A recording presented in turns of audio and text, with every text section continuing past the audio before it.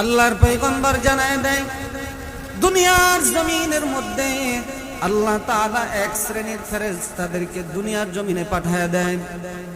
আল্লাহ তাআলা অসংখ্য অগণিত ফেরেশতা দুনিয়ার জমিনে পাঠান। আল্লাহ তাআলা আসমান এবং জমিনের মধ্যবর্তী আল্লাহ তাআলা অনেক ফেরেশতাদেরকে বিভিন্ন কাজে নিয়োজিত করে পাঠিয়ে দেন। হযরত জিবরাইল আলাইহিস সালাতু ওয়াস সালামকে এক কাজের জন্য আল্লাহ নিযুক্ত করে রেখেছেন। হযরত ইসরাফিল আলাইহিস সালাতু ওয়াস সালামকে আল্লাহ তাআলা এক কাজের জন্য নিযুক্ত করে রেখেছেন। হযরত মিকাইল আলাইহিস সালাতু ওয়াস সালামকে আল্লাহ তাআলা এক কাজের জন্য নিযুক্ত করে রেখেছেন। হযরত আজরাইল আলাইহিস সালাতু ওয়াস সালামকে আল্লাহ তাআলা এক কাজের জন্য নিয়োজিত করে রেখেছেন। এই চারজন প্রসিদ্ধ ফেরেশতা রয়েছে।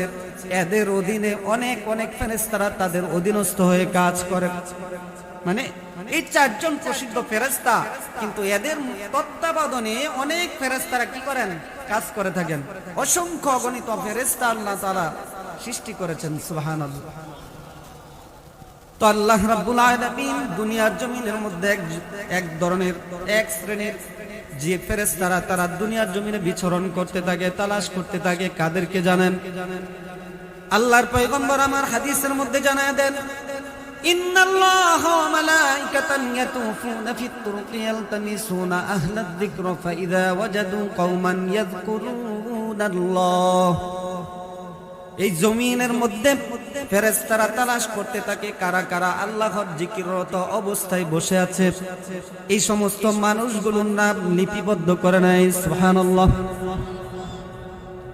এই যে মাহফিল আজকে চন্দ্রনগর, এই চন্দ্রনগরের রাস্তার মধ্যে ওই ফেরেশতারা বিচরণ করতেছে। যেই মাত্র দেখতে পারবে এখানে এই দামি মাজলিস, দেখা মাত্রই এক ফেরেশতা দাঁড়িয়ে যাবে। দাঁড়ানোর সাথে সাথে সে অন্যান্য ফেরেশতাদেরকে ডাকতে থাকবে। হাদিসের মধ্যে এভাবে এসেছে, তানাদাউ হালুম্মু ইলা হাজাতিকুম। এক ফেরেশতা অপর ফেরেশতাদেরকে ডাকতে থাকবে, কে কোথায় আছো? তোমরা এই চন্দ্রনগর জায়গার মধ্যে চলে আসো। দেখো এখানে আল্লাহর জিকিররত অবস্থায় কিছু বান্দা বান্দিরা বসে আছে। যারা আল্লাহর জিকিররত অবস্থায় বসে আছে তাদের নামগুলো তোমরা লিপিবদ্ধ করে নাও। হাদিসের মধ্যে দুইটা বর্ণনা পাওয়া যায়। এক বর্ণনার মধ্যে এসেছে, আল্লাহর পয়গম্বর আমার জানায় দেয়, মাজলিসের শুরু থেকে শেষ পর্যন্ত ফেরেশতারা এখানে বসে আলোচনা শুনে। মাজলিস শেষ হওয়া পর্যন্ত তারা থাকে। কারা কারা প্রথম থেকে শুরু থেকে শেষ পর্যন্ত কারা কারা বসেছে তাদের সকলের নামগুলো লিপিবদ্ধ করে নেয়। সুবহানাল্লাহ। আবার আরেক বর্ণনার মধ্যে এসেছে, আল্লাহর পয়গম্বর জানায় দেয়, আসমান থেকে যেই ফেরেশতারা আসে, এক ফেরেশতার ডানা মিলে যখন আসে, এই ডানার মধ্যে আরেকজন ফেরেশতা বসে। এই তার দ্বিতীয় ফেরেশতার ডানার মধ্যে আরেক ফেরেশতা বসে। এইভাবে বসতে বসতে ইলাস সামাঈদ দুনিয়া, আল্লাহর আসমান পর্যন্ত ফেরেশতাদের মিছিল একটা প্রথম আসমান পর্যন্ত চলে যান। প্রথম আসমান পর্যন্ত চলে যাওয়ার পর আল্লাহর পয়গম্বর আল্লাহর পয়গম্বর এইভাবে বলেন, আল্লাহ তাআলা ফেরেশতাদেরকে ডাক দিয়ে বলেন, হে ফেরেশতারা, মা ইয়াকুলু ইবাদি, এই দুনিয়ার জমিনের মধ্যে যে আমার বান্দাগুলো বসে আছে তারা কি করতেছে? আপনাদের কাছে আমার প্রশ্ন, আমরা যে কি করতেছি এটা আল্লাহ জানেন কি জানে না? আল্লাহ জানেন। তারপর আল্লাহ ফেরেশতাদেরকে জিজ্ঞাসা করেন। জানার পর আল্লাহ ফেরেশতাদেরকে জিজ্ঞাসা করার পর ফেরেশতারা বলে, আল্লাহ, আপনার এই বান্দাগুলো দুনিয়ার জমিনের মধ্যে বসে ওয়ায়ুসাব্বিহুনাকা ওয়ায়ুকাব্বিরুনাকা ওয়ায়াহমাদুনাকা, আপনার বান্দাগুলো জমিনের মধ্যে বসে আপনার নামের তাসবিহ পাঠ করতেছে, আপনার পবিত্রতা বর্ণনা করতেছে, আপনার বরাতের বর্ণনা করতেছে। আমরা কি আলহামদুলিল্লাহ বলি না? সুবহানাল্লাহ বলি না? আল্লাহু আকবার বলি না? এই যে এই জিনিসগুলো বলি, আল্লাহর ফেরেশতারা বলে, আল্লাহ, আপনার এই বান্দাগুলো জমিনের মধ্যে বসে আপনার নামের তারিফ করে, আপনার প্রশংসা বর্ণনা করে, আপনার বরাতের বর্ণনা করে। আল্লাহ ফেরেশতাদেরকে ডাক দিয়ে বলে, হে ফেরেশতাদের দল, আমার বান্দাগুলোকে আমি আল্লাহ তাআলাকে দেখেছে নাকি? আল্লাহর ফেরেশতারা বলেন, না না, আল্লাহ আপনাকে দেখে নাই। আল্লাহ তাআলা তখন ফেরেশতাদেরকে বলে, হে ফেরেশতাদের দল, আমি আল্লাহ তাআলাকে তারা দেখে নাই, যদি দেখতো তাহলে তারা কি করত? আল্লাহর ফেরেশতারা জবাব দেয়, আল্লাহ আপনাকে যদি তারা দেখতো তাহলে দুনিয়ার জমিনে থাকা অবস্থায় আপনার আরো বেশি বেশি প্রশংসা করত। मैं दूर हूँ मजबूर हुए सैयद आलम, मैं दूर हूँ मजबूर हुए सैयद आलम, दीदार देखते नहीं आवाज सुना दो, दीदार देखाते नहीं आवाज सुना दो, मैं सोरती हूँ सुबह को मेरी चाहने वाला,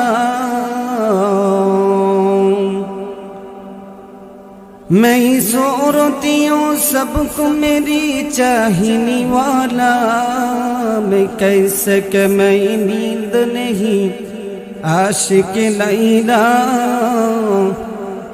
मैं कैसे कि मैं नींद नहीं आशिक लैला, मैं आशिक मौला हूँ मेरा इश्क दीवाना, मैं आशिक मौला हूँ मेरा इश्क दीवाना, ये जुमला जगह जिसके तजल्ली से उजाला, ये जुमला जगह जिसके तजल्ली से उजाला, ला इलाहा इल्लल्लाह, ला इलाहा इल्लल्लाह, ला इलाहा इल्लल्लाह, ला इलाहा इल्लल्लाह, ला इलाहा इल्लल्लाह। जोरे जोरे बोलें, ला इलाहा इल्लल्लाह, বহু দূরে মদিনা, কেমনে যাব জানি না, বহু দূরে মদিনা, কেমনে যাব জানি না, দয়াল আল্লাহ দয়া করো, দয়াল আল্লাহ দয়া করো, পুরাও মনের বাসনা, লা ইলাহা ইল্লাল্লাহ, লা ইলাহা ইল্লাল্লাহ, লা ইলাহা ইল্লাল্লাহ, লা ইলাহা ইল্লাল্লাহ।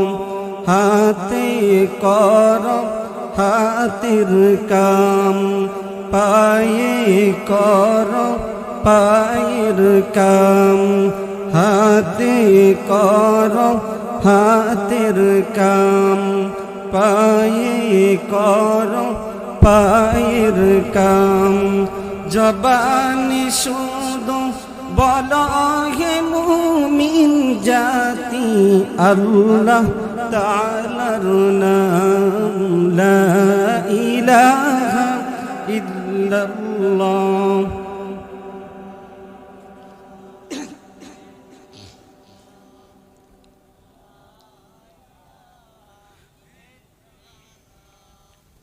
লা ইলাহা ইল্লাল্লাহ, এই কালেমা পড়লো যারা, মরণ কালে লাগবে তাদের, এই কালেমা পড়ল যারা তাদের লাগবে মরণ বেলা। এই কালেমার রৌশনীতে, এই কালেমার রৌশনীতে কবর হবে উজালা।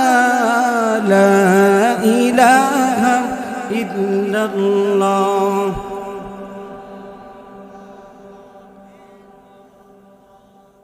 লা ইলাহা ইল্লাল্লাহ।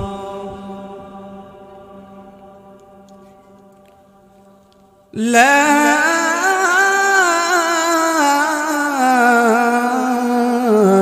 ইলাহা ইল্লাল্লাহ মুহাম্মাদুর রাসূলুল্লাহ সাল্লাল্লাহু আলাইহি ওয়াসাল্লাম।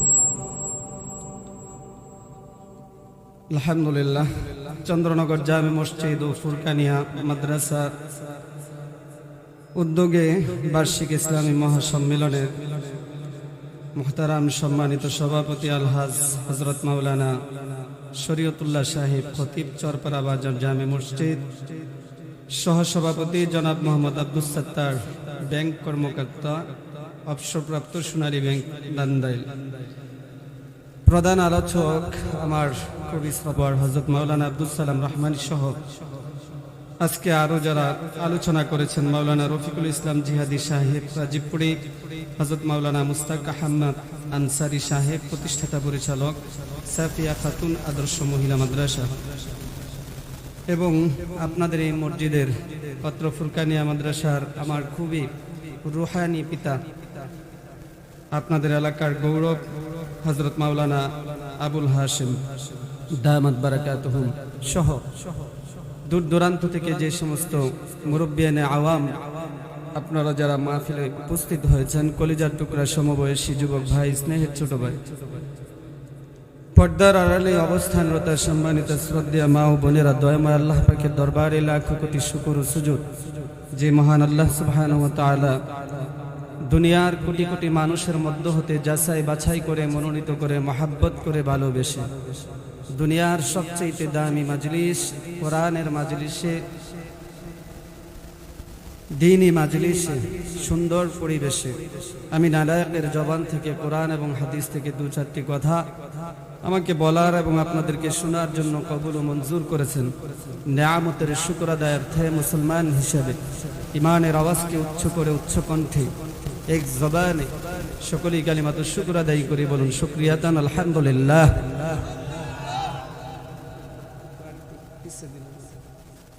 লাখো কোটি দুরুদ ও সালাম হযরত মুহাম্মদুর রাসূলুল্লাহ সাল্লাল্লাহু আলাইহি ওয়া আলিহি ওয়াসাল্লামের উপর। প্রিয় চন্দ্রনগরবাসী, আপনারা সবাই কেমন আছেন?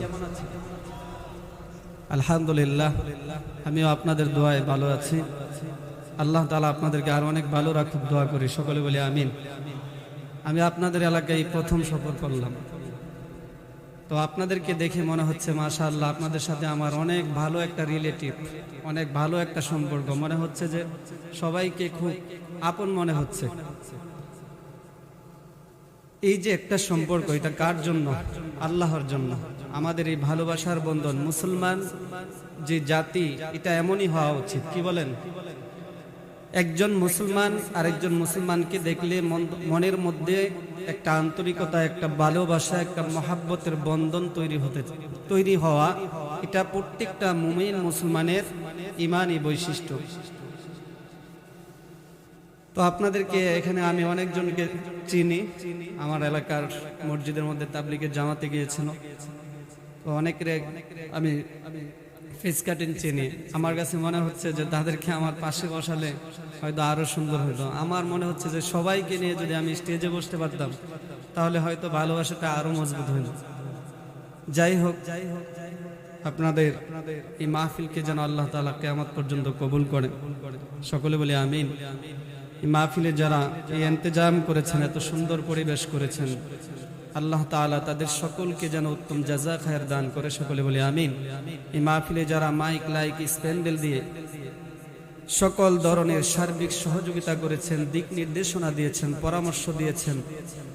আল্লাহ তাআলা সকলের সার্বিক এই সহযোগিতাকে যেন কাল হাশরের ময়দানে এটাকে যেন নাজাতের জরিয়া বানায় দেয়। সকল বলি আমিন।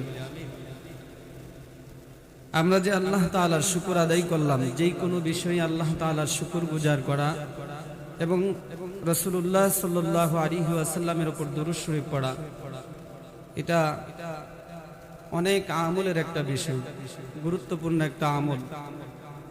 আমরা যদি আল্লাহ তাআলার শুকর গুজার হই, তাহলে বলেন তো আল্লাহ খুশি হয় না বেরাজ হয়? তো আল্লাহ যদি খুশি হয়, আবার উচ্চস্বরে একবার বলতে পারবেন আলহামদুলিল্লাহ? সবাই বলে, আর একটু উচ্চস্বরে বলে আলহামদুলিল্লাহ। আপনারা এতক্ষণ আপনাদের স্থানীয় যে উলামায়ে কেরাম, বিশেষ করে আমার আগে যিনি আলোচনা করেছেন, তার আগে যিনি আলোচনা করেছেন, ইলমি আলোচনা করেছেন, এই সমস্ত উলামায়ে কেরামদেরকে মূল্যায়ন করবেন, কদর করবেন। স্থানীয় আলেম যারা রয়েছে তাদেরকে আগে প্রায়োরিটি দিবেন, তারপরে অন্যরা। স্থানীয় আলেমদের আগে সম্মান করতে হবে। এজন্য আমার আগে যিনি আলোচনা করেছেন উনিও চমৎকার আলোচনা করেছেন। তারপরে এশার নামাজের পরে যিনি আলোচনা করেছেন, আমার খুব দেখার ইচ্ছা ছিল, শায়েখ দেখতে পারি নাই, তিনিও চমৎকার আলোচনা করেছেন। তো যারা যে আলোচনা করেছেন আসরের পর থেকে যতটুকু আলোচনা করা হয়েছে, প্রত্যেক জনের আলোচনার উপর যেন আল্লাহ তাআলা আমাদের সকলকে আমল করার তৌফিক দান করে, বলি আমিন। তো আপনারা শেষ পর্যন্ত থাকবেন তো ইনশাআল্লাহ? আমার পরে আর দুইজন আলোচক রয়েছে, ওনারা দেখবেন কত সুন্দর আলোচনা করে। আমি অল্প সময় আপনাদেরকে বিরক্ত করব। তো আমার পরে যিনারা আলোচনা করবেন খুবই চমৎকার আলোচনা করে থাকেন মুফতি সফিউল্লাহ সাবিরি এবং বিবারিয়া থেকে আগত হযরত মাওলানা আব্দুস সালাম রাহমানি ভাই, তিনিও চমৎকার আলোচনা করেন। আপনারা সবাই এই মাজলিস শেষ হওয়া পর্যন্ত থাকবেন তো ইনশাআল্লাহ? কে কে থাকবেন না হাত ওঠা? মাশাআল্লাহ, মাত্র একজন। তো যাক, উনি বুঝতে পারে নাই। ইনশাআল্লাহ শেষ পর্যন্ত থাকবেন কে কে? হাত উঠান। আল্লাহ সবাইকে কবুল করুক। কেউ যাব না ইনশাআল্লাহ। একটা রাত, অনেক লম্বা রাত, কি বলেন? লম্বা রাত না?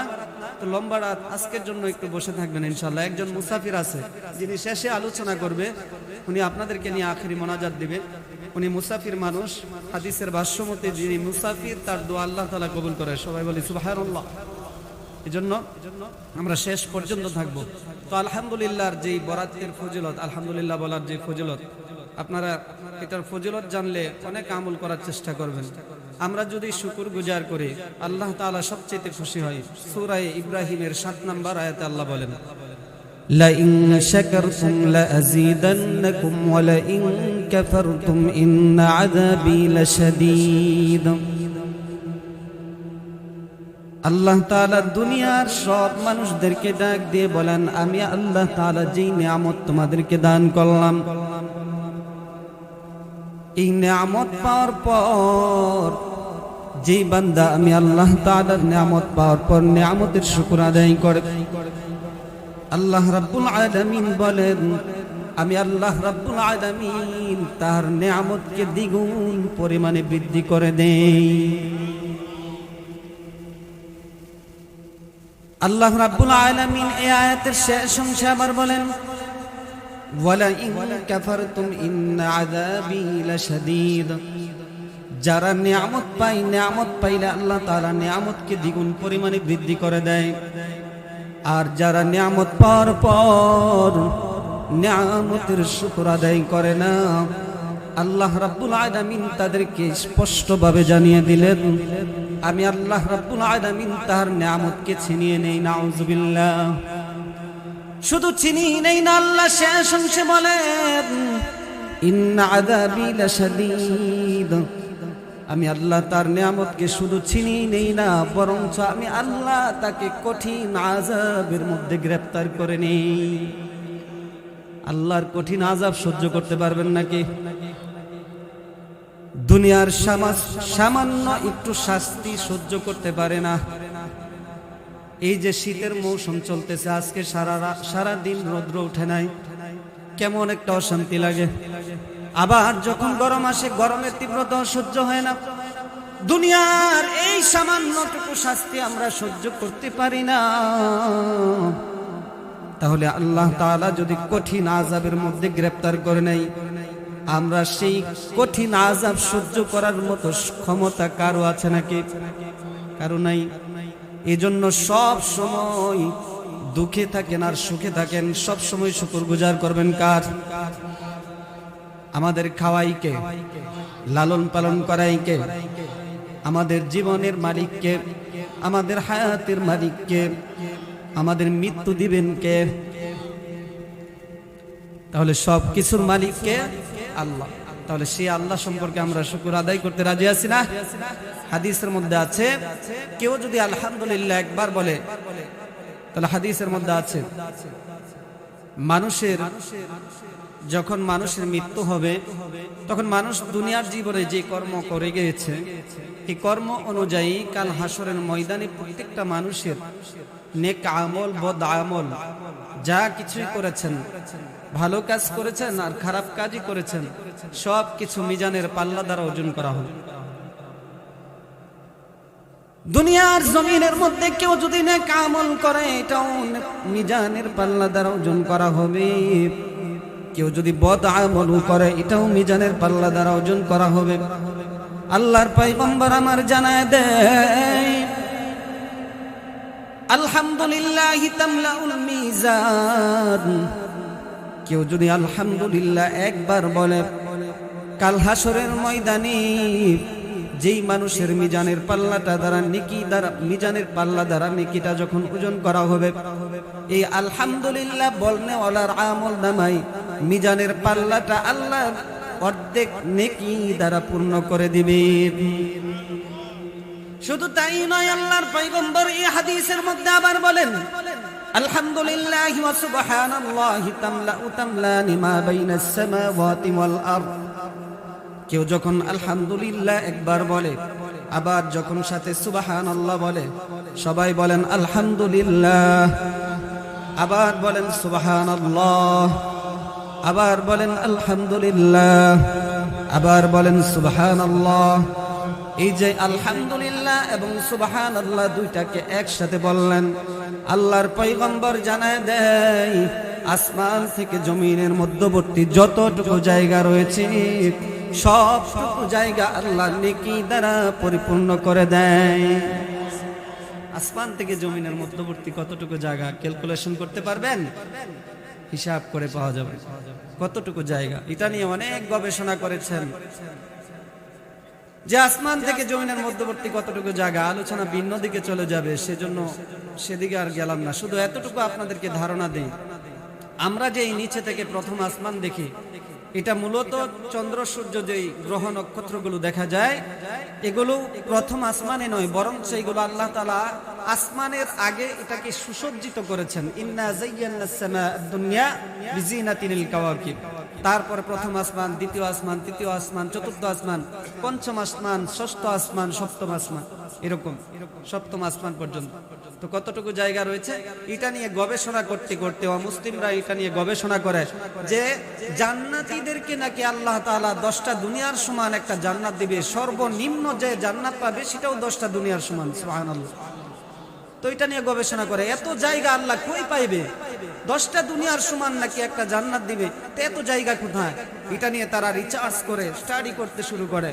তখন দেখে ক্যালকুলেশন করতে করতে করতে দেখে যে একটা মানুষকে শুধু 10টা দুনিয়া সমান নয়, বরঞ্চ আল্লাহ যদি 10,000 দুনিয়া সমানও একটা মানুষকে জান্নাত দেয় আল্লাহর জায়গা শেষ হবে। আর আস্তে কোন সুবহানাল্লাহ।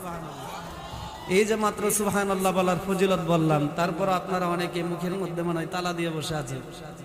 তালা খুলেন। সুবহানাল্লাহ বললে অনেক ফজিলত, ছোট ছোট এগুলো জান্নাতি ফল বলা হয়, এগুলোর অনেক ফজিলত। তো আমরা যে মাজলিসে আসতে পারলাম, এই মাজলিস কি দামি মাজলিস নাকি অদামি মাজলিস? কেমন দামি? অনেক। একটা বুখারী শরীফ থেকে একটা হাদিস আপনাদেরকে শোনাবো। আল্লাহর পয়গম্বর হাদিসের মধ্যে বলেন ইন্নাল্লাহা ওয়া মালাইকাতাহু ইয়াতুফুনা ফিত তুরুকি ওয়া ইয়ালতামিসুনা আহলাদ যিকর ফাইযা ওয়াজাদু কওমান ইয়াযকুরুনাল্লাহা তানাদাউ হালুম্মু ইলা হাজাতিকুম আল্লাহর পয়গম্বর জানায় দেয়, দুনিয়ার জমিনের মধ্যে আল্লাহ তাআলা এক শ্রেণীর ফেরেশতাদেরকে দুনিয়ার জমিনে পাঠায় দেন। আল্লাহ তাআলা অসংখ্য অগণিত ফেরেশতা দুনিয়ার জমিনে পাঠান। আল্লাহ তাআলা আসমান এবং জমিনের মধ্যবর্তী আল্লাহ তাআলা অনেক ফেরেশতাদেরকে বিভিন্ন কাজে নিয়োজিত করে পাঠিয়ে দেন। হযরত জিবরাইল আলাইহিস সালাতু ওয়াস সালামকে এক কাজের জন্য আল্লাহ নিযুক্ত করে রেখেছেন। হযরতে ইসরাফিল আলাইহিস সালাতু ওয়াস সালামকে আল্লাহ তাআলা এক কাজের জন্য নিযুক্ত করে রেখেছেন। হযরতে মিকাইল আলাইহিস সালাতু ওয়াস সালামকে আল্লাহ তাআলা এক কাজের জন্য নিযুক্ত করে রেখেছেন। হযরতে আজরাইল আলাইহিস সালাতু ওয়াস সালামকে আল্লাহ তাআলা এক কাজের জন্য নিয়োজিত করে রেখেছেন। এই চারজন প্রসিদ্ধ ফেরেশতা রয়েছে। এদের অধীনে অনেক অনেক ফেরেশতারা তাদের অধীনস্থ হয়ে কাজ করে। মানে এই চারজন প্রসিদ্ধ ফেরেশতা, কিন্তু এদের তত্ত্বাবধানে অনেক ফেরেশতারা কি করেন? কাজ করে থাকেন। অসংখ্য অগণিত ফেরেশতা আল্লাহ তাআলা সৃষ্টি করেছেন। সুবহানাল্লাহ। তো আল্লাহ রাব্বুল আলামিন দুনিয়ার জমিনের মধ্যে এক ধরনের এক শ্রেণীর যে ফেরেশতারা তারা দুনিয়ার জমিনে বিচরণ করতে থাকে, তালাশ করতে থাকে। কাদেরকে জানেন? আল্লাহর পয়গম্বর আমার হাদিসের মধ্যে জানায় দেন, ইন্নাল্লাহা ওয়া মালাইকাতান ইয়াতুফুনা ফিত তুরুকি ইয়ালতামিসুনা আহলাদ যিকরা ফাইযা ওয়াজাদু কওমান ইয়াযকুরুনাল্লাহ। এই জমিনের মধ্যে ফেরেশতারা তালাশ করতে থাকে কারা কারা আল্লাহর জিকিররত অবস্থায় বসে আছে। এই সমস্ত মানুষগুলোর নাম লিপিবদ্ধ করে নেয়। সুবহানাল্লাহ। এই যে মাহফিল আজকে চন্দ্রনগর, এই চন্দ্রনগরের রাস্তার মধ্যে ওই ফেরেশতারা বিচরণ করতেছে। যেই মাত্র দেখতে পারবে এখানে এই দামি মাজলিস, দেখা মাত্রই এক ফেরেশতা দাঁড়িয়ে যাবে। দাঁড়ানোর সাথে সাথে সে অন্যান্য ফেরেশতাদেরকে ডাকতে থাকবে। হাদিসের মধ্যে এইভাবে এসেছে, তানাদাউ হালুম্মু ইলা হাজাতিকুম। এক ফেরেশতা অপর ফেরেশতাদেরকে ডাকতে থাকবে, কে কোথায় আছো? তোমরা এই চন্দ্রনগর জায়গার মধ্যে চলে আসো। দেখো এখানে আল্লাহর জিকিররত অবস্থায় কিছু বান্দা বান্দিরা বসে আছে। যারা আল্লাহর জিকিররত অবস্থায় বসে আছে তাদের নামগুলো তোমরা লিপিবদ্ধ করে নাও। হাদিসের মধ্যে দুইটা বর্ণনা পাওয়া যায়। এক বর্ণনার মধ্যে এসেছে, আল্লাহর পয়গম্বর আমার জানায় দেয়, মাজলিসের শুরু থেকে শেষ পর্যন্ত ফেরেশতারা এখানে বসে আলোচনা শুনে। মাজলিস শেষ হওয়া পর্যন্ত তারা থাকে। কারা কারা প্রথম থেকে শুরু থেকে শেষ পর্যন্ত কারা কারা বসেছে তাদের সকলের নামগুলো লিপিবদ্ধ করে নেয়। সুবহানাল্লাহ। আবার আরেক বর্ণনার মধ্যে এসেছে, আল্লাহর পয়গম্বর জানায় দেয়, আসমান থেকে যেই ফেরেশতারা আসে, এক ফেরেশতার ডানা মিলে যখন আসে, এই ডানার মধ্যে আরেকজন ফেরেশতা বসে। এই তার দ্বিতীয় ফেরেশতার ডানার মধ্যে আরেক ফেরেশতা বসে। এইভাবে বসতে বসতে ইলাস সামাঈদ দুনিয়া, আল্লাহর আসমান পর্যন্ত ফেরেশতাদের মিছিল একটা প্রথম আসমান পর্যন্ত চলে যায়। প্রথম আসমান পর্যন্ত চলে যাওয়ার পর আল্লাহর পয়গম্বর আল্লাহর পয়গম্বর এইভাবে বলেন, আল্লাহ তাআলা ফেরেশতাদেরকে ডাক দিয়ে বলেন, হে ফেরেশতারা, মা ইয়াকুলু ইবাদি, এই দুনিয়ার জমিনের মধ্যে যে আমার বান্দাগুলো বসে আছে তারা কি করতেছে? আপনাদের কাছে আমার প্রশ্ন, আমরা যে কি করতেছি এটা আল্লাহ জানেন কি জানে না? আল্লাহ জানেন। তারপর আল্লাহ ফেরেশতাদেরকে জিজ্ঞাসা করেন। জানার পর আল্লাহ ফেরেশতাদেরকে জিজ্ঞাসা করার পর ফেরেশতারা বলে, আল্লাহ, আপনার এই বান্দাগুলো দুনিয়ার জমিনের মধ্যে বসে ওয়ায়ুসাব্বিহুনাকা ওয়ায়ুকাব্বিরুনাকা ওয়ায়াহমাদুনাকা, আপনার বান্দাগুলো জমিনের মধ্যে বসে আপনার নামের তাসবিহ পাঠ করতেছে, আপনার পবিত্রতা বর্ণনা করতেছে, আপনার বরাতের বর্ণনা করতেছে। আমরা কি আলহামদুলিল্লাহ বলি না? সুবহানাল্লাহ বলি না? আল্লাহু আকবার বলি না? এই যে এই জিনিসগুলো বলি, আল্লাহর ফেরেশতারা বলে, আল্লাহ, আপনার এই বান্দাগুলো জমিনের মধ্যে বসে আপনার নামের তারিফ করে, আপনার প্রশংসা বর্ণনা করে, আপনার বরাতের বর্ণনা করে। আল্লাহ ফেরেশতাদেরকে ডাক দিয়ে বলে, হে ফেরেশতাদের দল, আমার বান্দাগুলোকে আমি আল্লাহ তাআলাকে দেখেছে নাকি? আল্লাহর ফেরেশতারা বলেন, না না, আল্লাহ আপনাকে দেখে নাই। আল্লাহ তাআলা তখন ফেরেশতাদেরকে বলে, হে ফেরেশতাদের দল, আমি আল্লাহ তাআলাকে তারা দেখে নাই, যদি দেখতো তাহলে তারা কি করত? আল্লাহর ফেরেশতারা জবাব দেয়, আল্লাহ আপনাকে যদি তারা দেখতো তাহলে দুনিয়ার জমিনে থাকা অবস্থায় আপনার আরো বেশি বেশি প্রশংসা করত, আপনার বরাতের বর্ণনা দিত, আপনার নামের তাসবিহ তাহলিল বেশি বেশি আদায় করত। আল্লাহ তখন জবাব দেয়, হে ফেরেশতাদের দল, আমি আল্লাহ তাআলাকে তারা তো দেখে নাই, কিন্তু তারা আমি আল্লাহর কাছে কি থেকে পানাহ চায়? আল্লাহর ফেরেশতারা বলে, আল্লাহ আপনার এই বান্দাগুলো আপনার কাছে জাহান্নাম থেকে পানাহ চায়, আপনার জাহান্নাম থেকে পানাহ চায়। আল্লাহ তখন বলে, হে ফেরেশতাদের দল, আমি আল্লাহর তৈরি জাহান্নাম কি তারা দেখেছে নাকি? বলে, না, আপনার তৈরি জাহান্নামও তারা দেখে নাই। আল্লাহ তখন প্রশ্ন করে, হে ফেরেশতাদের দল, যদি তারা আমার তৈরি জাহান্নাম দেখতো তাহলে তারা কি করত? আল্লাহ তখন বলে, আল্লাহর কথা শোনার পর, প্রশ্ন শোনার পর ফেরেশতারা জবাব দেয়, আল্লাহ আপনার বান্দাগুলো যদি আপনার তৈরি জাহান্নাম দেখতো তাহলে এই জাহান্নাম থেকে পালায়ন করার চেষ্টা করত। দুনিয়ার জমিনে কোনোদিন আপনার নাফরমানি করত না, কোনোদিন নামাজ তরক করত না, কোনোদিন আপনার নাফরমানি করত না। আপনার ভয় অন্তরে ঢুকাইতো, জাহান্নামের আযাবের ভয় অন্তরে ঢুকাইতো, কবরের আযাবের ভয় অন্তরে ঢুকাইতো। আল্লাহ তখন বলে, হে ফেরেশতাদের দল, আমার তৈরি জাহান্নামও তারা দেখে নাই, আমার তৈরি জাহান্নাম থেকে পানাহ চায়। তাহলে বলো তো দেখি, আমার বান্দাগুলো আমি আল্লাহর কাছে কি চাই? বলে, আল্লাহ আপনার বান্দাগুলো আপনার জান্নাত চায়, আপনার কাছে জান্নাত চায়। সুবহানাল্লাহ বলেন। আপনার বান্দাগুলো আপনার কাছে জান্নাত চায়। আল্লাহ তখন বলে, হে ফেরেশতাদের দল, আমার তৈরি জান্নাত কি তারা দেখেছে নাকি? বলে, না না, আপনার তৈরি জান্নাত তো তারা দেখে নাই।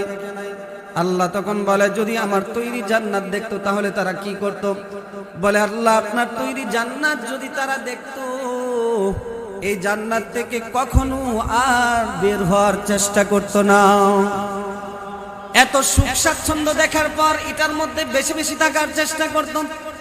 আল্লাহ তখন বলে, হে ফেরেশতাদের দল, আমার বান্দাগুলো আমি আল্লাহর কাছে জান্নাত চাই, জাহান্নাম থেকে পানাহ চাই। আল্লাহ ফেরেশতাদেরকে ডাক দিয়ে বলেন, হে ফেরেশতাদের দল, তোমরা সাক্ষী থাকো, এই যেই মাজলিসের মধ্যে যে সমস্ত মানুষগুলো বসে আছে, যেই বান্দা বান্দিগুলো বসে আছে, আমি আল্লাহ তোমাদেরকে সাক্ষী রেখে ঘোষণা দিলাম, আমি আল্লাহ তাদের সব গুনাহগুলোকে মাফ করে দিলাম। ইয়া ইলাহি তু মেরা রহমান হে, ইয়া ইলাহি তু মেরা রহিম হে, ইয়া ইলাহি তু মেরা গফফার হে, ইয়া ইলাহি তু মেরা সত্তার হে, ইয়া ইলাহি তু মেরা মাবুদ হে, ইয়া ইলাহি তু মেরা माशूक है, या इलाही मुझसे मुझको दूर करो, ताकि देखो मुझ में तुझको एक नजर।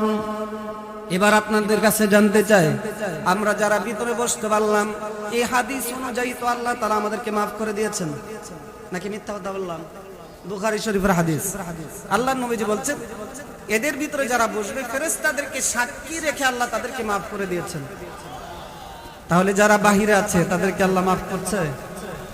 এখন আসেন, এই হাদিসের এবারটুকু বলতেছি না, শুধু শেষের যে অংশটুকু এটা বলতেছি।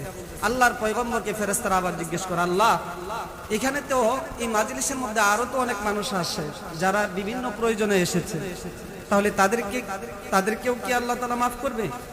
আল্লাহর পয়গম্বর হাদিসের মধ্যে এইভাবে বলেন যে এটা এমন একটা মাজলিস যারা অন্যান্য প্রয়োজনেও এসেছে, দাঁড়িয়ে ওয়াজ শুনতেছে, তাদেরকে আল্লাহ মাফ করে দিয়েছে।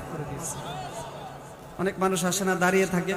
আবার যারা রাস্তাঘাটে অযথা ঘুরতেছে, দোকানপাটে বসে আড্ডা দিচ্ছে, তারা কিন্তু এটার অন্তর্ভুক্ত হবে না। হবে? আল্লাহ তাদেরকে হেদায়েত দান করুক। আপনাদের হাতে পায়ে ধরে বলি, এই ছোট্ট একটা স্প্যান্ডেল আপনাদের এলাকায় এত এই অল্প সংখ্যক মানুষ না, আরো অনেক মানুষ আছে যারা রাস্তায় আছেন। প্রত্যেকটা আলেমরা কোরআন থেকে কথা বলে, হাদিস থেকে কথা বলে। আমার পরে যিনারা আলোচনা করবেন কোরআন হাদিস ভিত্তিক আলোচনা করবেন। এই জন্য সবাই ভিতরে চলে আসে ইনশাআল্লাহ। এবার আমি আপনাদের সম্মুখে যে আয়াত নিয়েছিলাম, এই আয়াত সম্পর্কে কিছু ধারণা দেব ইনশাআল্লাহ, এবং হাদিস নিয়েছিলাম। একটি আয়াত হাদিসকে সামনে রেখে অল্প সময় কথা বলবো। আমি সূরা বাকারার একটি আয়াত নিয়েছি। এই আয়াত এবং হাদিস মূলত নামাজের গুরুত্ব, ফজিলত এবং নামাজ তরক করার কি পরিণাম, ভয়াবহ পরিণাম, সেই সম্পর্কে এই আয়াত এবং হাদিসের মধ্যে বলা হয়েছে। শুনবেন তো ইনশাআল্লাহ? নামাজ অনেক গুরুত্বপূর্ণ ইবাদত। আজকে এই নামাজ থেকে মুসলমানরা মাহরুম হয়ে আছে। কয়জন নামাজি পাইবেন? এখানে কাউকে লজ্জা দিতে চায় না, কাউকে টার্গেট দিয়ে বলতে চায় না। এখানে অনেকে আল্লাহর বান্দারা বসে আছে যারা আজকে ফজর পড়ে নাই, জোহর পড়ে না, আসর পড়ে না, মাগরিবও পড়ে না, কিন্তু আওয়াজ শুনতেছে। আছে না? আছে, এরকম আছে। আল্লাহ তাদেরকে হেদায়েত দান করুক। হেদায়েত হয়ে যাবে, যেহেতু মাজলিস এগুলো তো মূলত এখান থেকে মানুষ হেদায়েতের সন্ধান পায়, আলোর পথের প্রতীক হওয়ার সন্ধান পায়। এখান থেকে হেদায়েতের বাণী, হেদায়েতের যেই কথাগুলো কোরআন হাদিস থেকে শুনতে পেরে তারা হেদায়েতের পথের প্রতীক হবে। এভাবেই এই জন্য এই মাহফিলগুলো হয়। আমি আয়াত এবং হাদিসকে সামনে রেখে কিছু কথা বলবো। সূরা বাকারার মধ্যে আল্লাহ বলেন, ওয়া আকিমুস সালাতা ওয়া আতুজ যাকাত وآتوا الزكاة واركعوا مع الراكعين।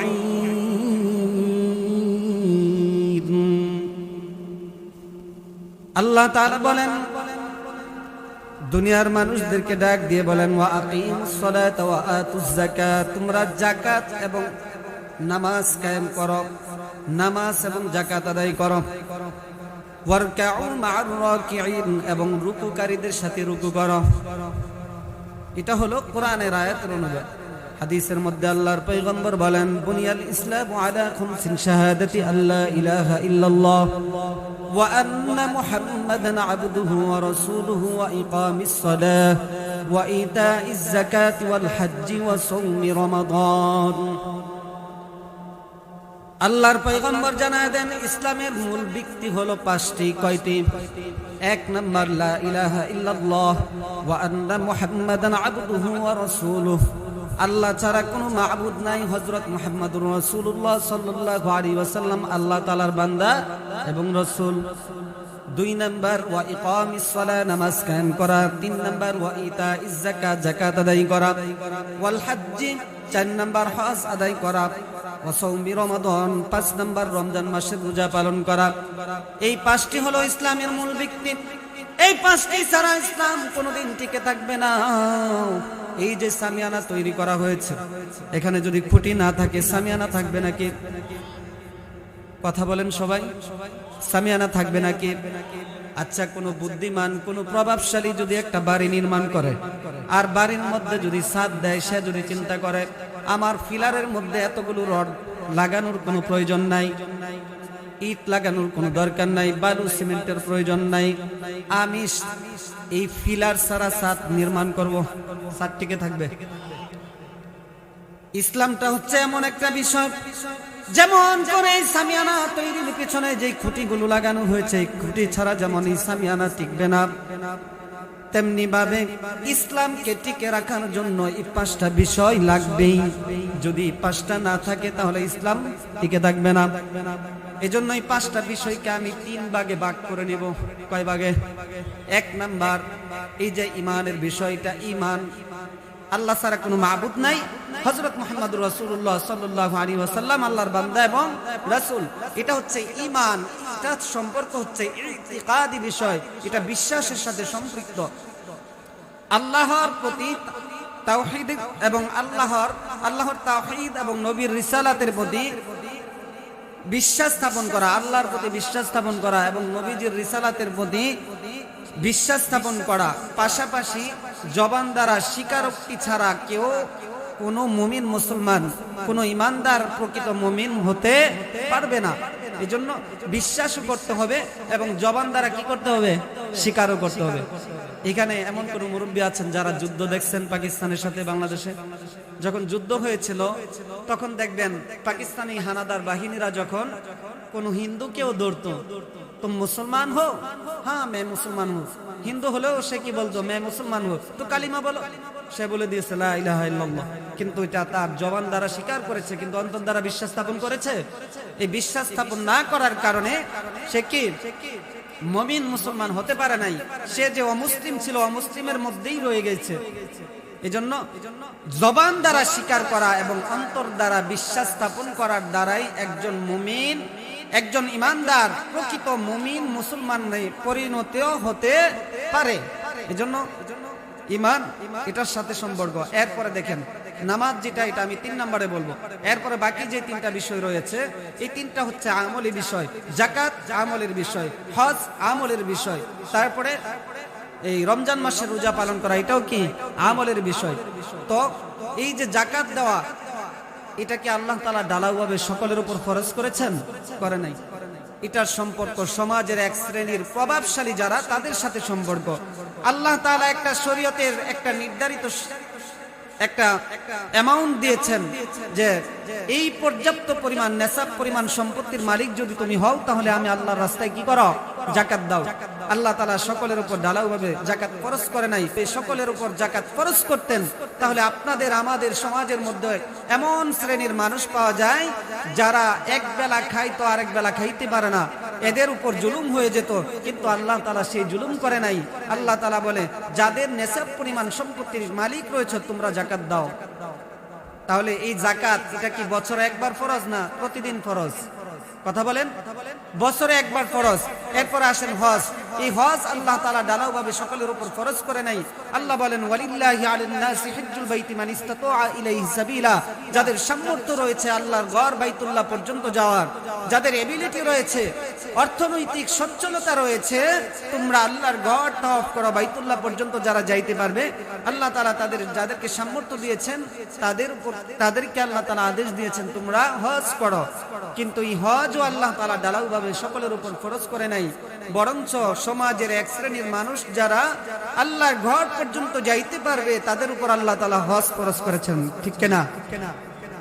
তাহলে এই হজ আল্লাহ তাআলা এটা কি বছরে একবার না সারা জীবনে একবার? এই হজ সারা জীবনে একবার। আল্লাহ তাআলা এটা প্রতিদিনের আমলের উপর রাখেন নাই, প্রতিদিনের আমলের লিস্টে রাখেন নাই। রমজান মাসের রোজা আসেন 3 নাম্বার যেই বিষয়, এটা হচ্ছে ওয়াসাউম রমাদান। এই রমজানের রোজা পালন করা এটাও বছরে একবার ফরজ। আল্লাহ তাআলা এই 3টা যে আমলের কথা বললাম, এই 3টা আমল, প্রত্যেকটা আমল নিজ নিজ অঙ্গনে গুরুত্বপূর্ণ হলেও এটা যেমন প্রতিদিনের আমল নয়, তেমনি প্রত্যেকের জন্য প্রযোজ্য নয়। তো আল্লাহ তাআলা আল্লাহর নবীজি বলেন এই 3টা আমল তো প্রত্যেকের জন্য, প্রত্যেক দিন বা প্রতিদিনের জন্য প্রত্যেকের জন্য প্রযোজ্য নয়। কিন্তু নামাজ এমন একটা আমল, যে আমলটা আল্লাহ সুস্থ মস্তিষ্কের যারা পুরুষ নারী সকলের উপর আল্লাহ তাআলা নামাজ ফরজ করেছেন। সুবহানাল্লাহ। এই আল্লাহ তাআলা নামাজের কথা কোরআনে কারীমের মধ্যে একবার বলেন নাই, 2 বার বলেন নাই, 3 বার বলেন নাই, 4 বার বলেন নাই, 5 বার বলেন নাই, 6 বার বলেন নাই, 7 বার বলেন নাই।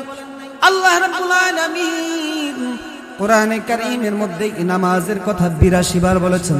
কতবার বলেছেন? 82 বার নামাজের কথা বলেছেন। এবার আপনাদের কাছে জানতে চাই, আমরা যদি কোনো কাউকে যদি একটা কাজের আদেশ করি যে ভাই তুমি এই কাজটা করো, যদি সে একবার না করে, দ্বিতীয়বার আবার বলে আবার করে দাও, যদি সে দ্বিতীয়বারও সে করলো না, আবার যদি অর্ডার করে তৃতীয়বার করা দাও, তৃতীয়বারও করলো না, চতুর্থবারও যদি আবার অর্ডার করে এই কাজটা করে দাও, তারপরও করলো না, তখন আমাদের মেজাজ ঠিক থাকবে নাকি? মনে চাইবে তাকে হত্যা করার জন্য। কিন্তু আল্লাহ তাআলা 82 বার নামাজের কথা বলেছেন, কিন্তু মানুষগুলো নামাজমুখী হচ্ছে না, মুসলমানগুলো নামাজমুখী হচ্ছে না। আল্লাহ কি তাদেরকে খাওয়াচ্ছেন না মেরে ফেলছেন? আল্লাহ লালন পালন করতেছেন। আল্লাহ তাদের উপর কোনো জুলুম করতেছেন না। আল্লাহ সুযোগ দিচ্ছেন, বারবার সুযোগ দিচ্ছেন, কিন্তু সেই সুযোগ সে কাজে লাগাইতেছে না। আল্লাহর পয়গম্বর হাদিসের মধ্যে বলেন, as-salatu imaduddin man aqamaha faqad aqamaad-din wa man tarakaha faqad hadamaad-din। নামাজ হচ্ছে ইসলামের একটি খুঁটি। যে নামাজকে পড়লো সে যেন দিনকে ধরে রাখলো, দিনকে ঠিক রাখলো। আর যে নামাজ পড়লো না সে যেন দিনকে ধ্বংস করে ফেললো। নাউজুবিল্লাহ কইতেন না। যে নামাজ পড়লো সে দিনকে ঠিক রাখলো, আর যে নামাজকে তরফ করলো সে যেন দিনকে বিনষ্ট করে ফেললো। নাউজুবিল্লাহ। তাহলে নামাজ কত গুরুত্বপূর্ণ আমল। নামাজ এমন একটা গুরুত্বপূর্ণ আমল যে আমলের কথা আল্লাহ রাব্বুল আলামিন জিবরাইল আলাইহিস সালাতু ওয়াস সালামের মাধ্যমে দুনিয়ার জমিনে পদার্পণ করে নাই। যে আমলের কথা আল্লাহ রাব্বুল আলামিন কোন ফেরেশতাদের মাধ্যমে দুনিয়ার জমিনের মধ্যে পদার্পণ করে নাই। আল্লাহ রাব্বুল আলামিন পয়গম্বরকে ডাক দিয়ে সপ্তম আসমানে নেওয়ার পর দাওয়াত দিয়ে এই 5 ওয়াক্ত নামাজ হাদিয়া বা উপটুকুন হিসাবে আমাদেরকে হাদিয়া দিয়েছেন। এই 5 ওয়াক্ত নামাজ আল্লাহ রাব্বুল আলামিন পয়গম্বরকে ডেকে নিয়ে উপটুকুন বা হাদিয়া উপহার হিসাবে দিয়েছেন। আল্লাহ রাব্বুল আলামিন বুঝাতে চাইলেন এই নামাজ অনেক গুরুত্বপূর্ণ ইবাদত। কেমন গুরুত্বপূর্ণ ইবাদত? কেউ যদি, কোন মুসলমান যদি চিন্তা করে আমি আল্লাহর সবচাইতে সান্নিকটে যেতে চাই, আল্লাহর সবচাইতে কাছাকাছি থাকতে চায়, কে কে আল্লাহর সবচাইতে কাছাকাছি থাকতে চান? আল্লাহর সবচাইতে সন্নিকটে যদি যেতে চান, আল্লাহ রাব্বুল আলামিন কোরআনে কারীমের মধ্যে জানায় দেন, লা তুতি'হু ওয়াসজুদ ওয়াকতারিব। কেউ যদি আমি আল্লাহর সবচাইতে নিকটবর্তী হতে চাও তাহলে বেশি বেশি সিজদা করো। কি করতে হবে?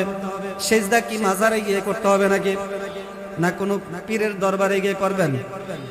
আপনাদের এলাকায় মাজারে সিজদা দেয় নাকি? দেয় না? এই মাজারে সিজদা দেওয়া যাবে? সিজদা দিতে হবে কার পায়ে?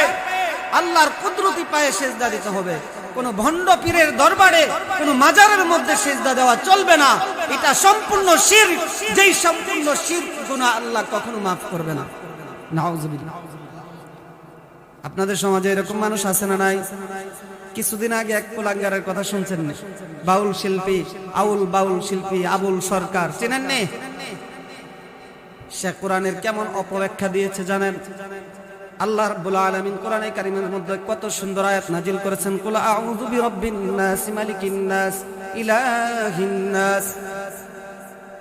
আল্লাহ রাব্বুল আলামিন এই আয়াতের প্রথম অংশে বলেন, হে নবী আপনি বলে দেন আমি মানুষের রবের নিকট আশ্রয় প্রার্থনা করতেছি। কার রবের নিকট? মানুষের রবের নিকট। আল্লাহ বলেন মালিকিন নাস, আমি মানুষের আধিপত্যের নিকট থেকে আশ্রয় চাচ্ছি। ইলাহিন নাস, আমি মানুষের ইলাহ থেকে পানা চাচ্ছি। নাস শব্দের অর্থ হচ্ছে মানুষ। নাস শব্দের অর্থ কি? মানুষ। এটা আরবি শব্দ। কিন্তু এ আবুল সরকার সে নাস সম্পর্কে কেমন অপব্যাখ্যা দিয়েছে জানেন? সে বলে আল্লাহ বলেছে নাচার জন্য নাচো। আল্লাহ নাকি বলেছে যে কুল আউযু বিরাব্বিন নাস মালিকিন নাস, আল্লাহ খালি নাচতে বলছে। নাউজুবিল্লাহ কইতেন না? কেমন অপব্যাখ্যা দিয়েছেন। আল্লাহ তাআলা কি নাসার কথা বলেছেন নাকি? কত সুন্দর অর্থ। আমি মানুষের রবের নিকট থেকে আশ্রয় পানা চাচ্ছি, আমি মানুষের আধিপত্য থেকে আপনার নিকট আশ্রয় চাচ্ছি, আমি মানুষের ইলাহ থেকে পানা চাচ্ছি। কত সুন্দর অর্থ। কিন্তু সে অপব্যাখ্যা দিয়েছে, আল্লাহ নাসার কথা বলেছে। আজকে এই চন্দ্রনগর থেকে স্পষ্ট ভাষায় আমি জানিয়ে দিতে চাই, এই আবুল সরকারকে গ্রেফতার করেছে। এই আবুল সরকার এই 92% মুসলমানের দেশে, আমাদের এই দেশ হচ্ছে ওলিয়া উলিয়ার দেশ, আলেম উলামার দেশ। এই দেশ শাহজালাল রহমাতুল্লাহি আলাইহির দেশ, এই দেশ আহমদ শফি রহমাতুল্লাহি আলাইহির দেশ, এই দেশ আল্লামা জুনাইদ বাবুই নগরী রহমাতুল্লাহি আলাইহির দেশ। এই দেশে 92% মুসলমান বসবাস করে। সেই দেশে এই কুলাঙ্গার, যেই কুলাঙ্গার কোরআনকে নিয়ে অপব্যাখ্যা দিয়েছে, তাকে সরকার গ্রেফতার করেছে। আমরা এই চন্দ্রনগর থেকে জানিয়ে দিতে চাই, তাকে এই কোরআনের অপব্যাখ্যা দেওয়ার কারণে তাকে যতক্ষণ পর্যন্ত ফাঁসির কাস্টে ঝুলানো না হবে ততক্ষণ পর্যন্ত এই বাংলাদেশের তাওহীদি জনতারা এটার বিরুদ্ধে আন্দোলন করে যাবে। জোরে বলেন ঠিক কিনা? এই বাউল সরকারকে যতক্ষণ পর্যন্ত ফাঁসির কাস্টে ঝুলানো না হবে আমরা এক কদম পিছাবো না। তাকে যদি মুক্তি দেওয়া হয় তাহলে পরবর্তী যেই আবুল বাউল নামে যত সরকার আসবে তারাও কোরআনের অপব্যাখ্যা দিবে, আলেম উলামারা দিবে কোরআনের ব্যাখ্যা। এরা আউল বাউল সরকার যারা গাঁজা খায়, সব সময় নেশার মধ্যে আসক্ত থাকে, তারা কোরআনের ব্যাখ্যা দেওয়ার ক্ষমতা রাখে কিনা? জোরে বলেন। এই কোরআনের ব্যাখ্যা দেওয়ার রাইট আছে তাদের?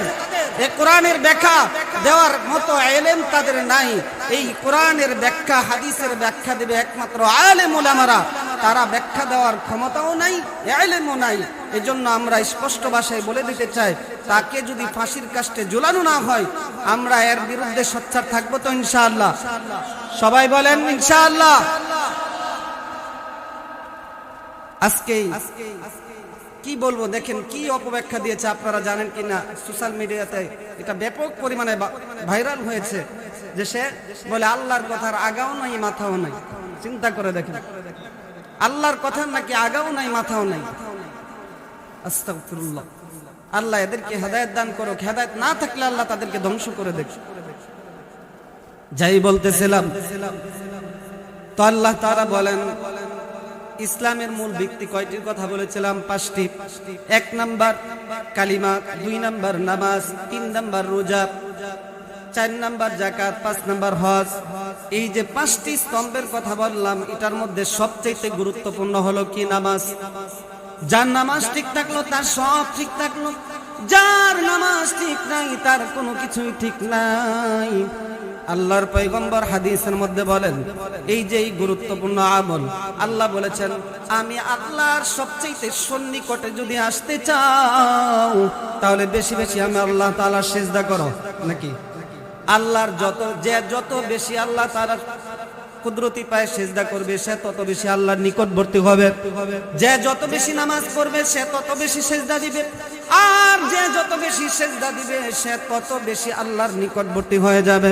এই জন্য কেউ যদি আল্লাহর সবচেয়ে নিকটবর্তী হতে চায় তাহলে নামাজ লাগবে কিনা? জোরে বলেন লাগবে কিনা? 5 ওয়াক্ত নামাজ পড়তে হবে।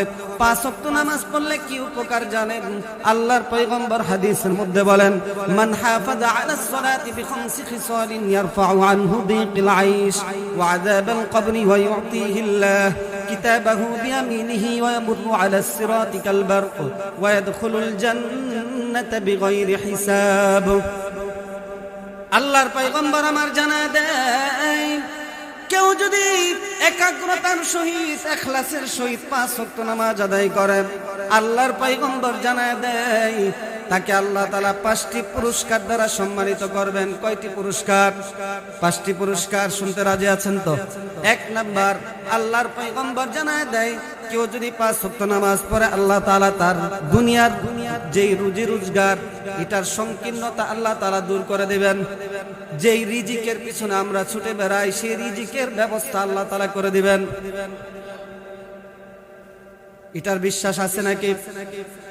আল্লাহ তাআলার পয়গম্বর জানায় দিলেন যে 5 ওয়াক্ত নামাজ পড়বে 1 নাম্বার তার রিজিকের ব্যবস্থা আল্লাহ তাআলা করবেন। 2 নাম্বার, সংক্ষিপ্ত আকারে বলতেছি, এই 5টা বিষয় যদি আলোচনা করতে চাই লম্বা সময়ের প্রয়োজন। আল্লাহ বলেন, আল্লাহর পয়গম্বর বলেন ওয়া ইউতিহিল্লাহু কিতাবাহু বিয়ামিনিহি বিখামসি খিসালিন ইয়ারফাউ আনহু দিকিল আইশ ওয়া আযাবাল কবর। 2 নাম্বার হচ্ছে কবরের আযাব আল্লাহ maaf করে দিবেন। 3 নাম্বার ওয়া ইউতিহিল্লাহু কিতাবাহু বিয়ামিনিহি, আল্লাহ রাব্বুল আলামিন কাল হাসরের ময়দানে তার আমলনামা তার ডান হাতে দিবেন। ডান হাতে যে আমলনামা পাবে সে ভাগ্যবান না দুর্ভাগ্যবান? জোরে বলেন। 4 নাম্বার ওয়া ইয়ামুরু আলাস সিরাতি কাল বারক, পুলসিরাত বিদ্যুৎ গতিতে আল্লাহর নবীজি বলেছেন পুলসিরাত বিদ্যুৎ গতিতে পার করে দিবেন। পুলসিরাত বিদ্যুৎ গতিতে পার করে দিবেন। 5 নাম্বার ওয়া ইয়াদখুলুল জান্নাতা বিগাইরি হিসাব, আল্লাহর পয়গম্বর বলেন 5 নাম্বার তাকে বিনা হিসাবে জান্নাতে প্রবেশ করাইবেন। তাহলে পাঁচটা জিনিস যদি কারণ লাগে তাহলে পরে আর কোনো কিছুর প্রয়োজন আছে নাকি? কিন্তু আমরা এই নামাজ থেকে ফারেগ হয়ে আছি, কোরআন হাদিস থেকে ফারেগ হয়ে আছি। এই কোরআনের মধ্যে নামাজের কথা আছে, হাদিসের মধ্যে নামাজের কথা আছে।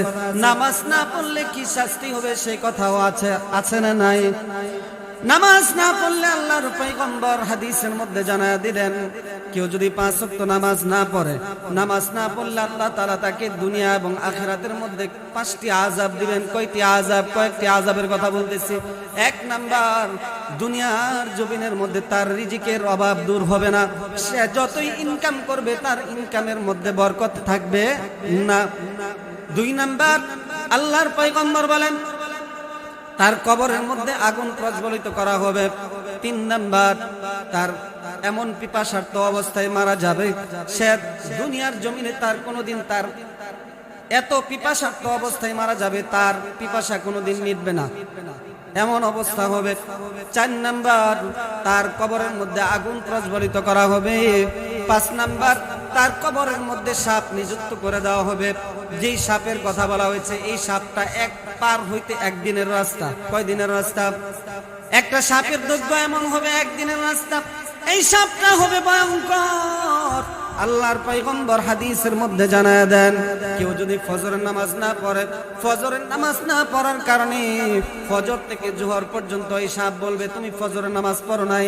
আল্লাহর পক্ষ থেকে ফয়সালা হয়েছে, আল্লাহর পক্ষ থেকে হুকুম হয়েছে, তুমি যতক্ষণ তুমি ফজরের নামাজ পড়ো নাই, যে এজন্য ফজর থেকে জোহর পর্যন্ত তোমাকে দংশন করার জন্য জোহরের নামাজ পড়ো নাই। জোহর থেকে আল্লাহ হুকুম করেছেন জোহর থেকে আসর পর্যন্ত দংশন করার জন্য। আসরের নামাজ পড়ো নাই, আসরের নামাজ থেকে মাগরিব পর্যন্ত আল্লাহর পক্ষ থেকে ফয়সালা হয়েছে তোমাকে দংশন করার জন্য। মাগরিবের নামাজ পড়ো নাই, মাগরিব থেকে আল্লাহ তাআলা হুকুম দিয়েছেন মাগরিব থেকে এশা পর্যন্ত দংশন করার জন্য। এশারের নামাজ পড়ো নাই, এশারের নামাজ থেকে সুবহে সাদিক পর্যন্ত আল্লাহর পক্ষ থেকে ফয়সালা হয়েছে দংশন করার জন্য। তাহলে এই সাপের যে সুবল, এটা আমরা সহ্য করতে পারবো নাকি? সাধারণত একটা মশার কামড় খেলেই তো সহ্য করতে পারি না। এজন্য সাপের কবরের মধ্যে কি পরিমাণ এই সাপ একটা সুবল দেওয়ার কারণে হাদিসের মধ্যে এসেছে, মুহাদ্দিসিনে কেরাম বলেন 70 হাত মাটির নিচে চলে যেত, এমন হবে ভয়ঙ্কর। এই জন্য এই শাস্তি থেকে বাঁচতে চান তো? আমি নামাজ সম্পর্কে অনেক লম্বা আলোচনা করা যেত, কিন্তু আসলে এই সময় স্বল্পতার কারণে লম্বা আলোচনা আর করতে পারলাম না। হযরত এসে গেছেন, আমার স্নেহের ছোট ভাই চমৎকার আলোচনা করে থাকেন। আমি আপনাদের কাছে দোয়া চাই, যেটুকু কথা বলেছি আল্লাহ তাআলা প্রথমে আমাকে, তারপর আপনাদের সকলকে যে কথাগুলো বলেছে আল্লাহ তাআলা ভুল ভ্রান্তিগুলোকে যেন ক্ষমা করে দেন, আর সঠিক কথাগুলোকে যেন আমল সঠিক যে কথাগুলো রয়েছে এই কথাগুলো যেন আমল করতে পারি। আল্লাহ তাআলা আমাদের সকলকে তৌফিক দান করুন। মা বোনেরা রয়েছেন, তাদের সম্পর্কে তেমন কিছু বলতে পারলাম না, শুধু এত আমার পরে যেই বক্তা রয়েছে ইনশাআল্লাহ উনি অনেক নসিহত আপনাদেরকে শোনাবে, মা বোনদের সম্পর্কেও কিছু বলবে ইনশাআল্লাহ। আমরা সবাই কেউ উঠবো না ইনশাআল্লাহ, শেষ পর্যন্ত কিন্তু থাকবেন ইনশাআল্লাহ। থাকবেন না? আল্লাহ তাআলা সবাইকে শেষ পর্যন্ত থাকার তৌফিক দান করুন। আমিন ওয়া আখিরু দাওয়ানা আলহামদুলিল্লাহি রাব্বিল আলামিন। আসসালামু